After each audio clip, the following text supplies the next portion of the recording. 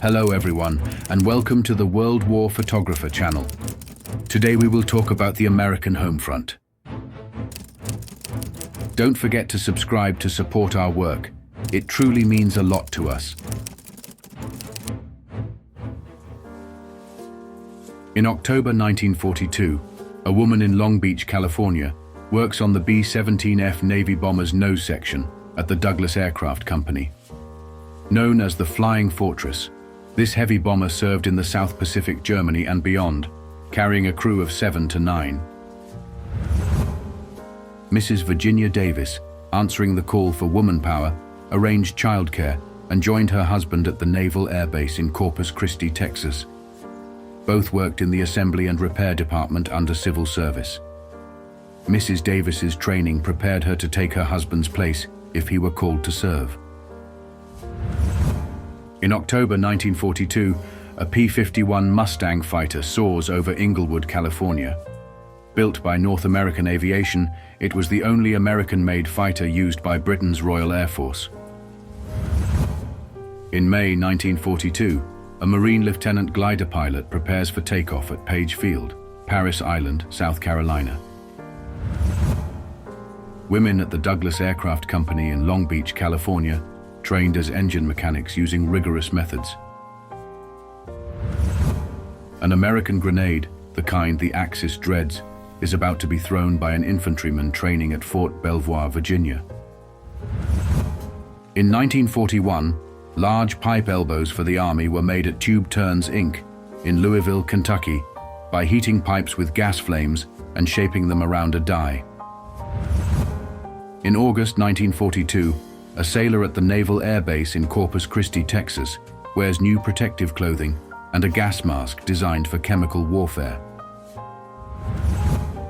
In December 1941, Goodyear Aircraft Corporation in Akron, Ohio, repurposes a massive support-free building for aircraft subassembly parts production.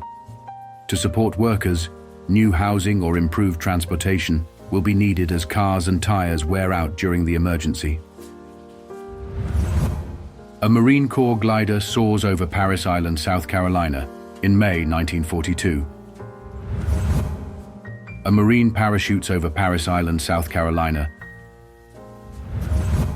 In June 1942, M4 General Sherman and M3 General Grant tanks march in training maneuvers at Fort Knox, Kentucky. The M4 features a lower design, a larger turret gun, and 2 hatches in front of the turret. A tank commander at Fort Knox, Kentucky. Tank driver, Knox, Kentucky. M3 tanks at the same time. A tank crew stands in front of an M4 tank at Fort Knox, Kentucky, in June. In August 1942, Lorena Craig takes on a man-sized job at the Naval Air Base in Corpus Christi, Texas, after transitioning from a department store job to a cowler under civil service. A view of the B-25 final assembly line at North American Aviation's plant in Inglewood, California, published in 1942. In October 1942, part of the cowling for a B-25 bomber motor is assembled in the engine department at North American Aviation's plant in Inglewood, California. Cowling and control rods are added to motors for North American B-25 bombers as they move down the assembly line at North American Aviation in Inglewood, California. An experimental scale model of the B-25 bomber was readied for wind tunnel testing at the North American Aviation plant in Inglewood, California. The model maker is seen holding a precise miniature version of the type of bomb the plane was designed to carry. A P-51 Mustang fighter is being constructed at North American Aviation Inc. in Los Angeles, California. An employee in the drill press section at North American's large machine shop in Inglewood, California, drills mounting holes in a large dural casting. B-25 bombers at North American Aviation Inc.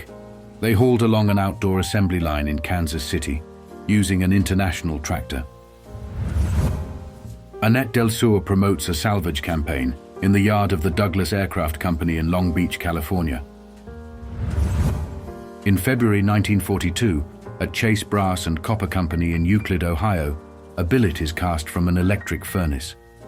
Modern furnaces have greatly accelerated the production of brass and copper alloys for national defense.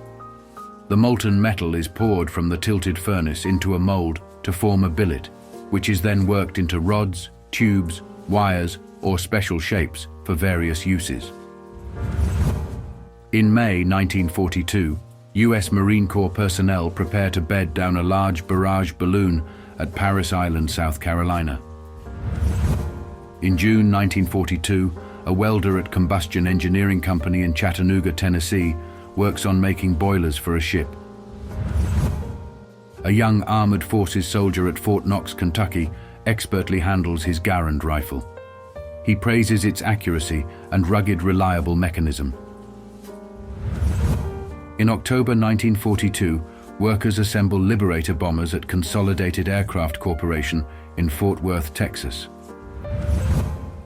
A lathe operator machines parts for transport planes at the Consolidated Aircraft Corporation plant. In July 1942, a flying fortress is silhouetted against the sunset at Langley Field, Virginia. A water-stretching machine at a parachute factory in Manchester, Connecticut, stretches shroud lines to improve their adaptability for the final product. An American non-com expertly handles the side machine gun of a YB-17 bomber, fully committed to his role in the war, much to Hitler's dismay. In August 1942, National Youth Administration's trainee Elmer J. Pace learns Navy plane construction while working inside the nose of a PBY at Corpus Christi Naval Air Base in Texas.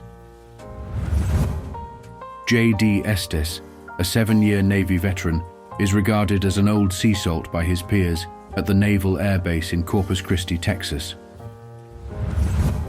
Pearl Harbor widows in Corpus Christi joined war efforts with determination. Mrs. Virginia Young, whose husband was an early World War II casualty, supervises the assembly and repairs department at the Naval Air Base, helping workers like Ethel Mann, who operates an electric drill, find housing. A colored mechanic works in the motor maintenance section at Fort Knox, Kentucky. In October 1942, a riveter works at the Douglas Aircraft Corporation plant in Long Beach, California. Men and women work as efficient teams on riveting and other tasks at the Douglas Aircraft plant in Long Beach, California. The plant produces important aircraft, including the B-17F Flying Fortress heavy bomber, the A-20 Havoc assault bomber, and the C-47 heavy transport plane for troops and cargo. Women workers install fixtures and assemblies onto the tail fuselage section of a B-17F bomber at the Douglas Aircraft Company in Long Beach, California. American mothers and sisters, like these women, play a vital role in producing reliable planes for the men at the front. Carefully trained women inspectors check and inspect cargo transport inner wings before they are assembled on the fuselage at Douglas Aircraft Company in Long Beach, California. In June 1942, a half-track infantryman carries a Garand rifle at Fort. In May 1942, a combat crew receives final instructions before taking off in a powerful YB-17 bomber from a bombardment squadron base, Langley Field, Virginia. Thanks for watching until the end. If you enjoyed these historical World War photos, don't forget to like, subscribe, and leave your thoughts in the comments below. See you in the next video.